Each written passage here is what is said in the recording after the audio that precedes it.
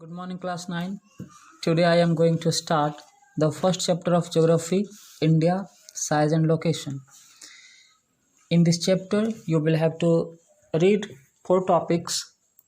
The first topic is location, second, size, third, India and the world, and the last topic is India's neighbor.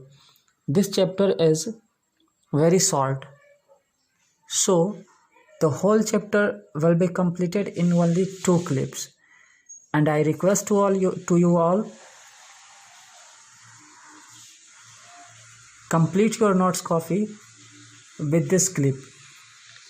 जब ये आपका clip चलते रहे तो आप इसी क्लिप से आप नोट्स सब साथ में तैयार करते चलो, ताकि जब चैप्टर ख़त्म हो और मैं क्वेश्चंस एक साथ दूं तो वो भी आपका एक साथ ख़त्म हो जाए। तो चलो स्टार्ट करते हैं आज का टॉपिक। जैसा कि आप पेज पे देख रहे हैं, पहला टॉपिक या लोकेशन आपका इसी पेज पे है। तो इंडिया का लोकेशन पूरे वर्ल्ड में समझना है। इंडिया जो है पूरे वर्ल्ड में सबसे एंशिएंट, जितने भी एंशिएंट सिविलाइजेशन है उनमें से एक है। यहाँ प्रेजेंट डे में यानी बहुत ज़्यादा प्रगति हुई है हर क्षेत्र में, चाहे इंडस्ट्री हो, एग्रीकल्चर हो, टेक्नोलॉजी हो, हर क्षेत्र में प्रगति हुई है, डेवलपमेंट हुई है।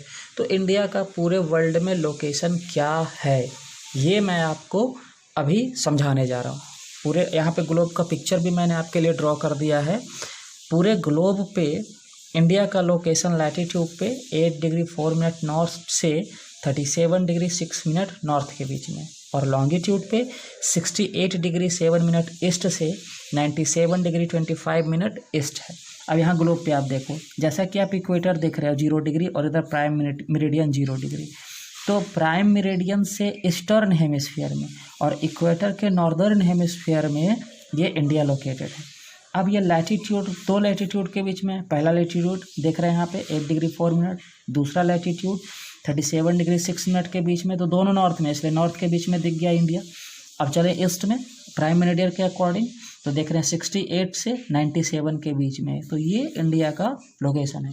इंडिया का सबसे साउदर्न मोस्ट पॉइंट था इंदिरा पॉइंट, जो 2004 के सुनामी में डूब गया। अभी साउदर्न मोस्ट पॉइंट आ जाता है आपका कन्याकुमारी। इसके अलावा आप जानते हैं कि इंडिया से ट्रॉपिक ऑफ कैंसर भी पास करता है, ये सब चीज़ें है। तो मैं इसका जो वास्तविक पिक्चर है वो भी आपको अभी दिखाऊंगा। अब ये आपका देखो दिख रहा है ग्लोब का पिक्चर, इसमें 7 कॉन्टिनेंट दिख रहा है, बट इंडिया का फिगर जो है वो येलो कलर में दिख रहा है, और आपका जो लैटीट्यूड लॉन्गिट्यूड है सबके लोकेशन के बीच का दिखा रहा है। जैसे आप देख रहे हो लगभग इधर 8 डिग्री से 37 डिग्री के बीच में, इधर से 97 तक है, 68 से, ये आप यहाँ से देख सकते हो। एंड अब बात करते हैं इंडिया के साइज़ का। तो अब इंडिया का साइज़ क्या है? इंडिया का टोटल एरिया है 3.28 मिलियन स्क्वायर किलोमीटर, जो पूरे वर्ल्ड के जोग्राफिकल एरिया का 2.4% है। अभी मैं आपको इसका फिगर भी दिखाऊंगा, या सॉरी इसमें फिगर नहीं है। अब इंडिया जो है एरिया के अनुसार पूरे वर्ल्ड का 7th लार्जेस्ट कंट्री है। इसका जो लैंड है, पूरा लैंड बाउंड्री, पूरा का पूरा लैंड बाउंड्री है 15,200 किलोमीटर, और जो नीचे साउथ में कोस्ट लैंड है, ये कोस्ट लैंड का जो टोटल लेंथ है वो है 7516.6 किलोमीटर, यानी 7516 किलोमीटर। और यदि इसमें से आइसलैंड को हटा दिया जाए इस कोस्ट लाइन के लेंथ में से, तो टोटल है 6100 किलोमीटर, यानी 6100 किलोमीटर है अगर कोस्ट लाइन को हटा दिया जाए तो। अब जरा इसका देखते हैं कि ये जो इंडिया है इसमें से सेंटर में एक स्टैंडर्ड मेरिडियन है जो 82 डिग्री 30 मिनट ईस्ट में पास करता है मिर्ज़ापुर यूपी में। अब इसका क्या इंपॉर्टेंस है वो देखो। इंडिया में अरुणाचल प्रदेश जो ईस्ट में है और जो गुजरात वेस्ट में, इन दोनों के बीच का डिस्टेंस जो है, जिसके वजह से दोनों के बीच टाइम का अंतर 2 घंटा हो जाता है। यानी अरुणाचल प्रदेश में यदि 6 बजा है तो यहाँ पे गुजरात में 2 घंटा पीछे चला जाएगा। तो ये 2 घंटा का अंतर को कंट्रोल करने के लिए ही एक स्टैंडर्ड मेरिडियन चुना गया है, जो आप 6 में पढ़े होंगे, फिर भी यहाँ रिपीट कर दे रहा हूँ। स्टैंडर्ड मेरिडियन चुना गया है और इसी स्टैंडर्ड मेरिडियन से पूरे इंडिया के टाइम को मेज़र किया जाता है।